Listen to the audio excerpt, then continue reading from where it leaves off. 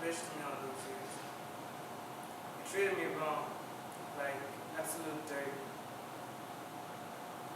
I was there for your own amusement, for your own pleasure. I wish I never walked through those doors. You tried to mold me, you tried to fix me. To suck all the life out of my youth so I can become nothing.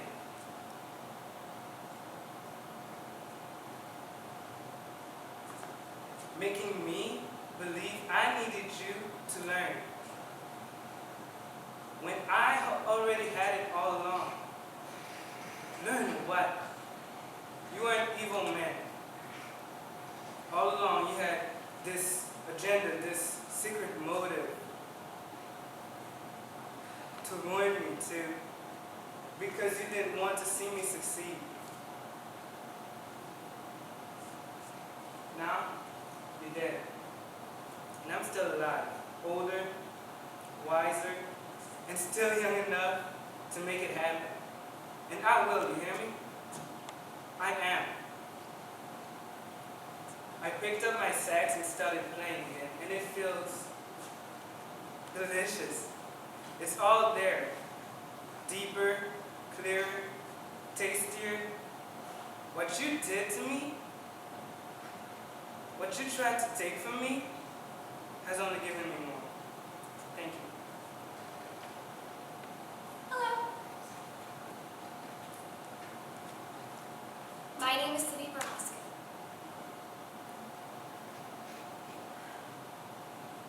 We have all agreed that as Elvira and I are dead, it would be both right and proper for us to dematerialize again as soon as possible. That, I admit, we've allowed ourselves to be subjected to the most humiliating hocus pocus for hours and hours without complaining. We've stood up, we've laid down, we've concentrated, we've sat intermittently while that tiresome old woman recited extremely unflattering verses at us. We've endured 5 seances. We've watched her fling herself in and out of trances until we're dizzy, and at the end of it all, we find ourselves exactly where we were at the beginning.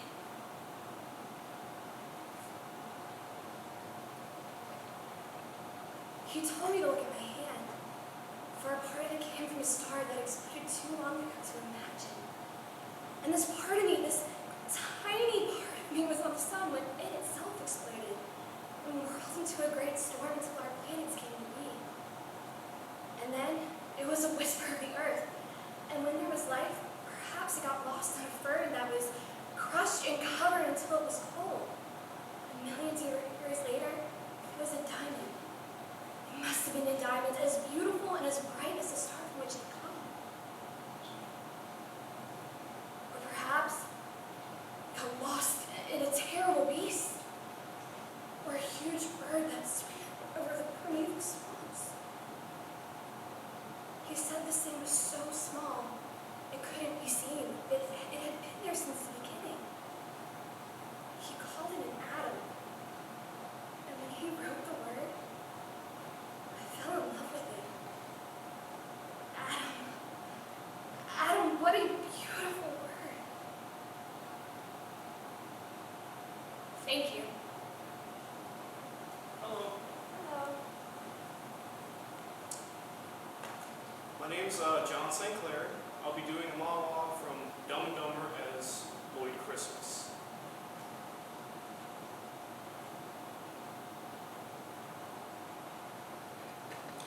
Mary, I desperately want to make love to a schoolboy. No. That's not what I meant. What I meant was, I like you, Mary. I like you a lot. I got a question to ask you. Straight out, flat out, I want you to give me the honest answer. What do you think of the chances of a guy like you and a girl like me ending up together?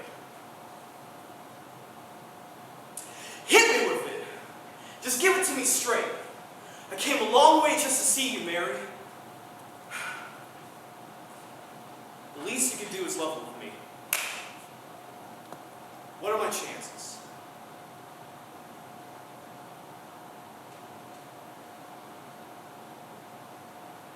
You mean, like, 1 out of 100?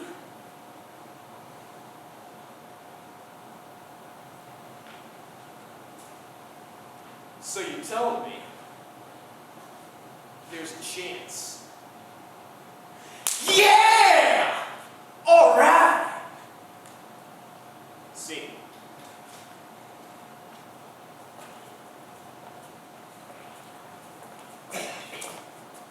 Hi, my name is Maggie Martin.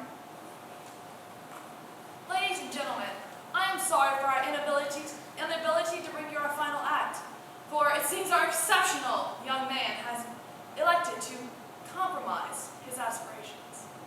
But I know there are many of you out there, exceptional people, extraordinary people, who will gladly give up your ordinary lives for the chance to perform one perfect act, our finale.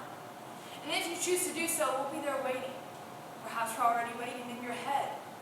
And we promise you sets, costume, lights, magic, and although a short, but a spectacular career. Damn it, Veronica. I didn't think you'd do it. I mean, I was teasing. I mean, yeah, I was coming here to kill you, but I mean, I was going to try and make up to you first with live attention. I mean, you wouldn't believe what our fellow students wrote. Listen to this. We, the students of Westerberg High, will die. Today, our burning bodies will be the ultimate protest to society that degrades us. Fuck you all! Not very subtle, I know, but neither is burning blood of school. This will change a whole generation. It would be like Woodstock for the 80s. Damn it, Veronica. We could have roasted marshmallows together.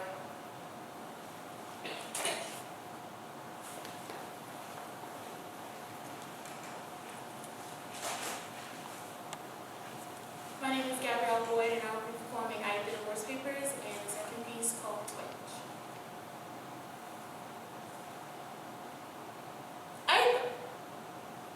No. That's right. I ate them. I ate the horse papers, Charles. Actually, I ate them with ketchup. Now, I know you would like me to take this whole divorce thing seriously, but here's the thing. According to you, our whole marriage was a joke. That being said, using a little bit of logic I have here, if our marriage was a joke, so is the divorce. Right? Yeah. That being said, the whole thing is a farce, Charles. A whole fucking farce that goes great with ketchup.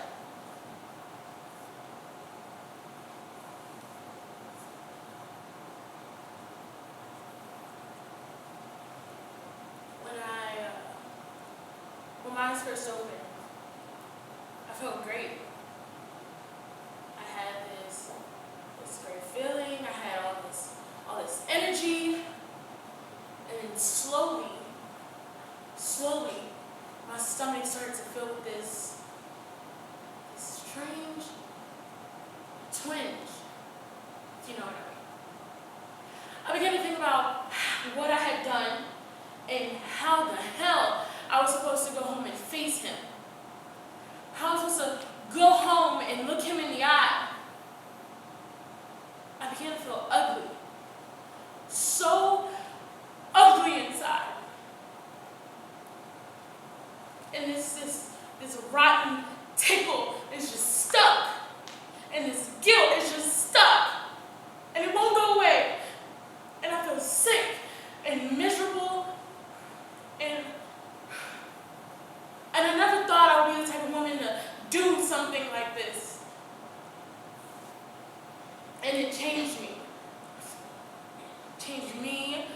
It changed us. It changed everything. And then everything fell apart. Just fell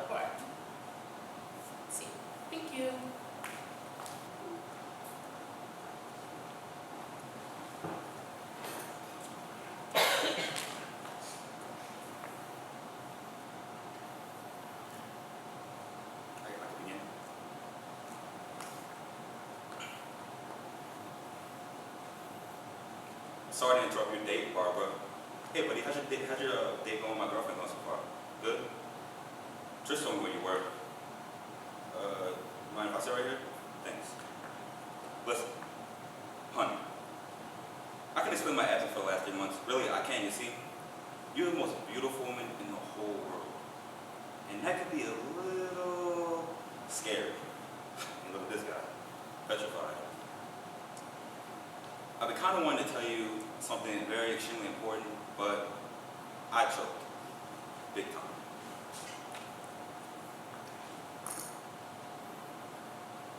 Nope. Picked up the blade at 14, never looked back. Mom never wanted me to shave. I thought she didn't want me to grow up or something like that, but you know, now I understand.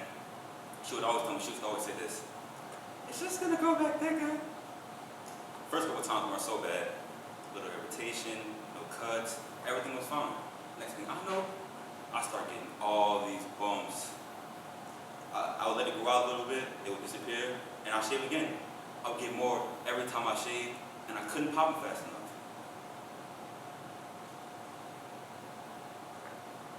Then it started to feel like I had steel pushing through my pores.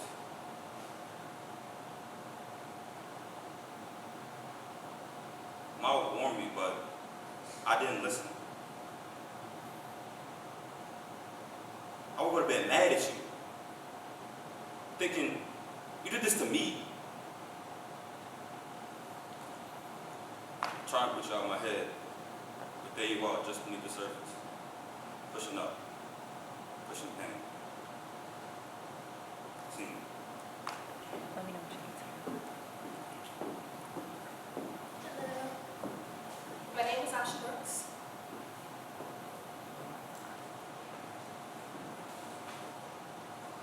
I am not going to let you hurt me, Nora. I am not going to let you tell me that I don't love you or that I haven't tried to give you as much as I gave Lori. God knows I'm not perfect because so many angry people told me so tonight. But I will not be a doormat for all the frustrations and unhappiness that you or Aunt Kate or anyone else wants to put in my feet. I did not create this universe. I don't decide who lives or who dies, who's rich or who's poor, who feels loved or who feels deprived. If you feel cheated that Lori gets more than you, then I feel cheated that my husband died at 36. And if you continue to feel that way, then you'll end up just like me, with something much worse than loneliness or helplessness. And that's self-pity. Believe me, there is nothing worse than a human being who thrives in his own misfortunes.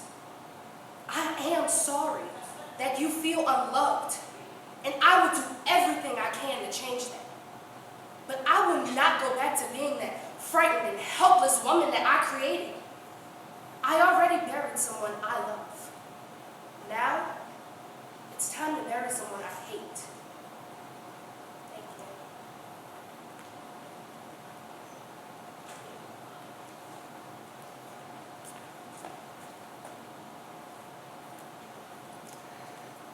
Hello, my name is Ethan Lemaire, and I would say the piece I'm doing, but the sheet on the door told me not to do that, so let's see it is.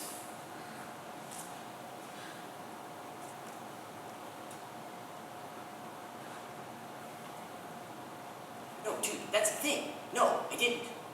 The point is that I was so freaked out about not being able to pay attention to like fucking Daniel Craig or whoever and getting away from the smelly woman that I totally forgot all about the tamales. And then I watched the movie, and the credits start rolling, and we're all getting up to go collect our things. When I noticed these middle-aged women, like 5 rows in front of me, not the smelly women, the ladies who were sitting to the left of us originally. And then one of them gets up and asks another one, "Oh, Linda, are these yours?" And then Linda says, "Oh, no, Trish, are these yours?" And then Trish or whoever is like, "No, I didn't bring anything in with me." And I look at them, and I realize they're holding up my bag of tamales. And then I think, I'm that douchebag.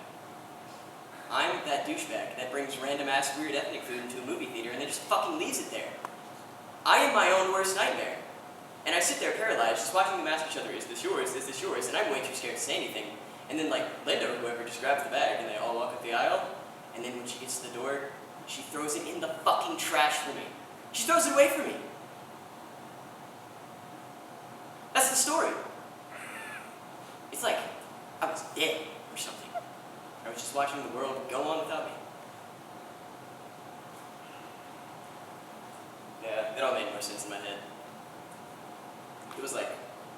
good story in my head.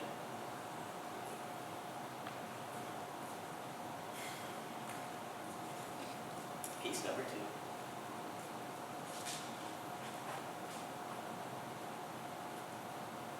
Yeah, I always worry that maybe people won't like me when I go to a party. Isn't that crazy? It's like, do you ever get kind of a sick feeling in the pit of your stomach when you dread things? God, I wouldn't want to miss a party for anything, but every time I go to one, I have to reason with myself to keep from feeling that the whole world's against me. See, I've spent almost my whole life in the military academies. My mother doesn't have a place for me where she lives. She just doesn't know what else to do with me. But you mustn't misunderstand about my mother. She really is a very lovely person. I guess every boy thinks his mother is beautiful, but my mother really is. She tells me in every letter she writes how sorry she is that we can't be together more, but she has to think of her work. One time, we were together though. She met me in San Francisco once and we were together for 2 whole days. And she let me take her to dinner and to a show and out to dance, just like we were sweethearts. It was the most wonderful time I ever had. And then I had to go back to the old military academy. Every time I walk into the barracks, I get kind of a depressed feeling. It's got hard stone walls, pictures of generals hanging all over. Oh, they're all very fine gentlemen, but they just look so kind of hard-boiled and stern. You know what I mean. Well, gee, I guess I've bored you enough telling you about myself. Thank you. Oh, he said super glue. I don't know if that makes it. Hello, I'm Tanner Cole.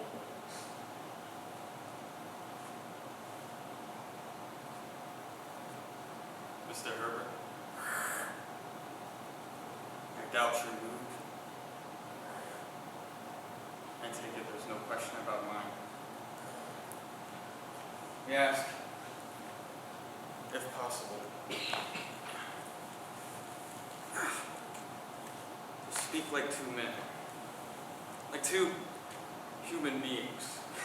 I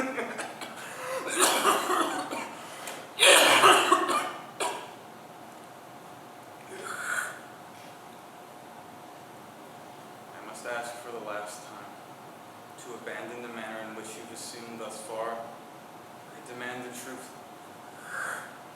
whatever it may be. However poignant it may be, I can handle it. Man to man. If all played out as I suspect, then it was no dastardly act. If otherwise, it wasn't very far from it.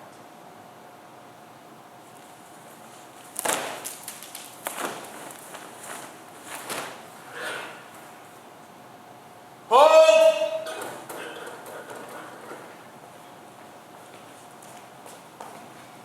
Speak the speech, pray you, as I pronounced it to you, trippingly on the tongue. But if you would mouth it, as many of your players do, I had as leave the town criers called.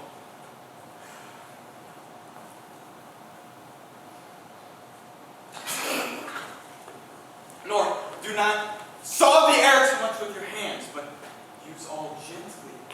For in the torrent, tempest, and as I may say, the whirlwind of passion, you must acquire and beget a temperament that may give it smoothness. Oh, it offends me to the soul to hear a robustious, periwig, tattered fellow tear a passion to tatters, to very rags, to split the ears of the groundlings who for the most part are capable of nothing but inexplicable noise and dumb show. I should have such a fellow whipped for overdoing torment. It out heredes hered. Pray you, avoid it.